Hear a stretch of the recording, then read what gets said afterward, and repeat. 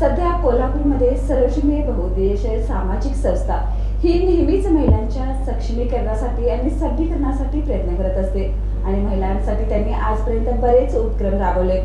आज त्यांनी नुकताच राज्यस्तरीय उद्योग गौरव पुरस्कार 2026 आयोजन केले आणि यासाठी बऱ्याच महिला नामांकित झालेत। आज आपल्यासोबत प्राध्यापक प्रज्ञा मॅडम उपस्थित आहेत। त्यांनाही हा पुरस्कार जाहीर करण्यात आलाय, तर त्यांच्या भावना आज आपण पाहणार आहोत। तर नमस्ते मॅडम, तारा न्यूज मध्ये तुमचं स्वागत। सर्वात प्रथम तुम्हाला ज्यावेळी या संस्थेकडून सरोजिनी संस्थेकडून पुरस्कार जाहीर झाला त्यावेळी तुमची प्रतिक्रिया काय होती आणि या पुरस्कारामागे कोणाचं श्रेय आहे?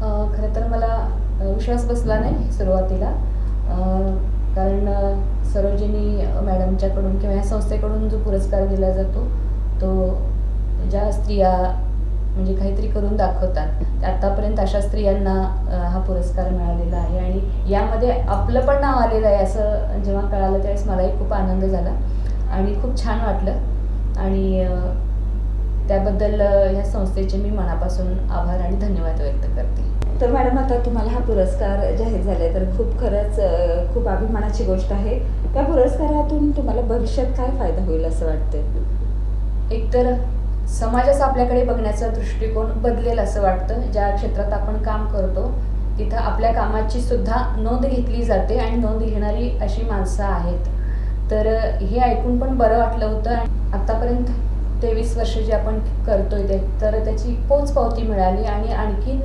जोमाने किंवा नव्या रूपाने काम करण्याची संधी मिळते आणि भविष्यात आणखीन काहीतरी चांगलं आमच्या हातून घडेल अशी प्रेरणा वाटते, प्रेरणा मिळाली। ओके, आता सरोजिनी बहुउद्देशीय सामाजिक संस्थेबद्दल तुमचं मत काय आहे?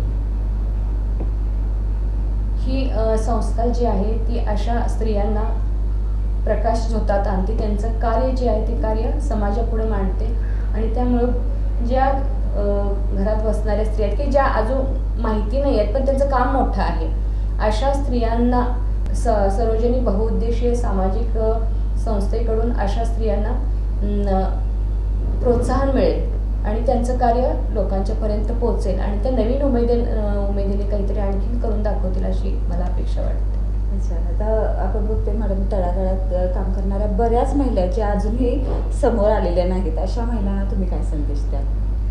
समाजामध्ये अशा अनेक स्त्रिया आहेत आणि आजची स्त्री ही काही फक्त आता चूलमूलवरती चूल आणि मूल इथंपर्यंत ती मर्यादित राहिलेली नाही आहे। तिने आपल्या सगळ्या क्षमतांचा वापर करून ती जेव्हा बाहेर पडते, आपल्याला ही मिळालेली जी संधी आहे त्या संधीचं तिनं सोनं करावं आणि त्यातून काहीतरी समाज उपयोगी असं काम करावं आणि त्या कामाची दखल घेणारी सरोजिनी बहुउद्देशीय संस्था अशा ज्या संस्था आहेत त्या निश्चित आपली दाद घेतात आणि त्याचा आपल्यालाही एक समाधान मिळतं आणि समाजालाही त्याचा फायदा होतो आणि दोन्हीकडून त्याचा फायदा आहे असं मला वाटते, काही आत्मिक समाधान पण आहे, समाजाला त्याचा उपयोग पण आहे। तर सरोजिनी बहुउद्देशीय सामाजिक संस्थेने हा जो उपक्रम राबवलाय त्या उपक्रमातून महिलांना प्रेरणा तर मिळालीच आहे पण पुढेही काम करण्याची संधी खूप चांगली मिळाली आहे।